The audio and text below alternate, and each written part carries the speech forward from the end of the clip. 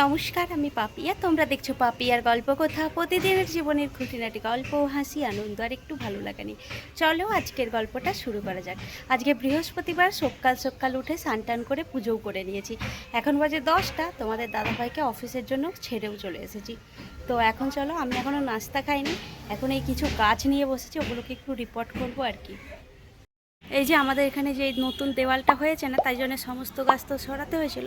আর এই যে স্ট্যান্ডটা ছিল, এই স্ট্যান্ডটার উপরে এই সব গাছগুলোকে রেখেছি। তো ওগুলোতেও রাখার জন্য এই পটগুলো এখন নিয়েছি। এই পটগুলোতে আবার গাছ নতুন করে বসাবো। চলো এখন এটা করে নিই।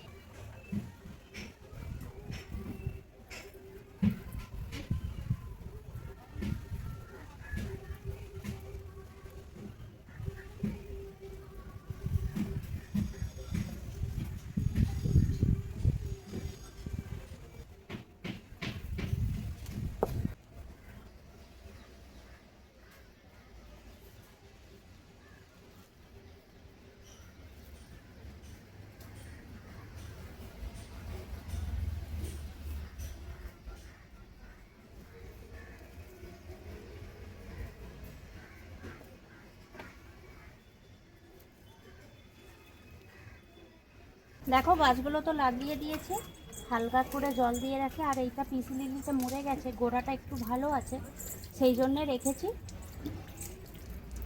এখন চলো গাছগুলোকে সাজিয়ে। এখন দেখো 12টা বেজে গেছে, এখনও দুপুরের রান্নাবান্না এখনও বসাইনি, সমস্ত জোগাড় করে নিয়েছি। এখন চলো রান্নাটা বসাই। আর আজকে দুপুরে বানাবো শুক্তো, তারই জোগাড় করে নিয়েছি। শুক্তো বানাবো, সমস্ত মশলাপাতি গুছিয়ে নিয়েছি। আর আনাজপত্র গোছানো থাকলে আর কত দেরি হবে বলো, তাড়াতাড়ি হয়ে যাবে। সমস্ত গুছিয়ে নিয়েছি একদম। চলো এবার রান্নাটা করে নিই। রান্না তো বসাবো, তার আগে ভাবলাম এই ডাব্বাগুলোতে যে জিনিসপত্রগুলো আছে একটু রোদে দিয়ে দিই। এখন হালকা হালকা রোদ আছে, সেই জন্য ভাবলাম এখনই রোদে দিয়ে দিই। আর এই যে মেথি টেথি মৌরি এইসব কি বলো তো, বৃষ্টির সময় না ভালোভাবে গুছিয়ে না রাখলে খারাপ হয়ে যাবে। তো ডাব্বা সহই এখন রোদে দিয়ে দিই, তারপরে এনে এনে আবার ঢালবো। ঢেলে ঢেলে আর দেবো না, এইভাবেই একটু রোদে বসিয়ে দেবো।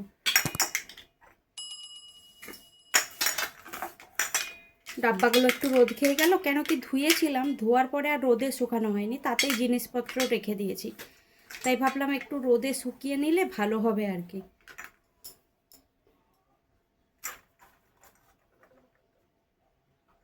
দুপুরের খাওয়া দাওয়া হয়ে গেছে, আর বেশ মেঘলা ছিল, এখন দেখো রোদও উঠেছে।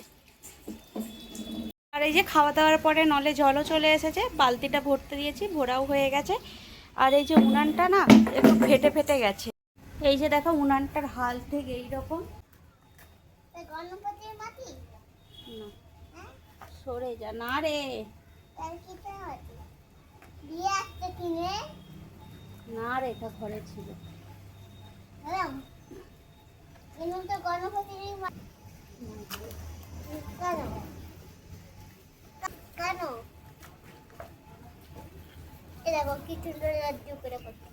আমি বলো না, উনান বলো বলো।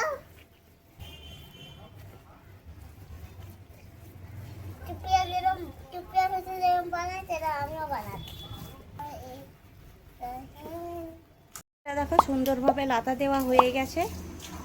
এখন বাইরের সমস্ত কাজবাজ হয়ে গেছে। এখন চলো মেয়েকে যেয়ে ঘুম পাড়াই। বাইরের কাজগুলোও সারা হলো, আর রোদটাও একটু কমে গেল। এখন দেখো সন্ধ্যা হয়ে গেছে, আর সন্ধ্যা তো দিয়ে দিয়েছি। এখন চলো যাবো সন্ধ্যার জলখাবার করতে, গিয়ে সন্ধ্যার জলখাবারটা করে নিই। অনেকটাই দেরি হয়ে গেল, বৃহস্পতিবারে সন্ধ্যা দেখাতে তো একটু দেরিই হয়ে যায়। তো চলো এখন গিয়ে সন্ধ্যার জলখাবারটা করে নিই। এই যে দেখো বিট আলু তো সেদ্ধ হয়ে গেছে, আর যেহেতু নুন দিয়েই সেদ্ধ করেছি, সেই জন্য একটু কমই নুন দিলাম। একটু চাট মশলা আর একটু লেবুর রস। কি বলো তো, গরমে আর কি নাস্তা হবে, আর আজকে আবার বৃহস্পতিবার। আর এই যে শসা লঙ্কাগুলো কুচিয়ে রেখেছে, এগুলো দিয়ে দিলাম। তো নিরামিষের দিন, তার উপর গরম, এটাই করি। আর এটা আমাদের বাড়ির মোটামুটি সকলেই পছন্দ করে। তো হয়ে গেছে। যেহেতু মা আজকে পেঁয়াজ খাবে না, তো তারটা তুলে রেখে আমরা পেঁয়াজ দিয়ে দেবো।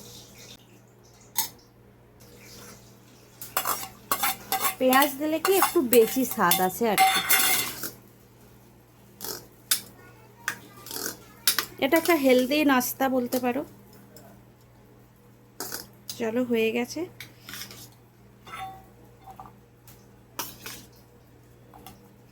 যারা ডায়েটে আছে তারাও কিন্তু এরকম নাস্তা খেতে পারে। এখন দেখো বাজে 10:30টার মতন, আর বাইরে হচ্ছে বৃষ্টি। এতদিন থেকে মেঘ হয়েই এসছে, এবার বৃষ্টি হচ্ছে। এই দেখো মোটামুটি ভালোই বৃষ্টি হচ্ছে, আর মেঘটাও একদম কালো হয়ে আছে। এখন দেখো বাজে 11:40, আর এইমাত্র তোমাদের দাদাভাই এলো, আর এখন রাতের খাবার খেতেও বসে পড়েছি। রাতের খাবারে আছে লুচি আলুর দম।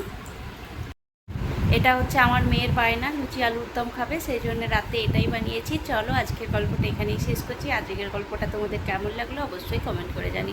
গল্পটা ভালো লাগলে লাইক করো, শেয়ার করো, সাবস্ক্রাইব করতে ভুলো না। সবাই ভালো থাকবে, সুস্থ থাকবে। দেখা হবে নতুন আরও একটি গল্প নিয়ে। ধন্যবাদ।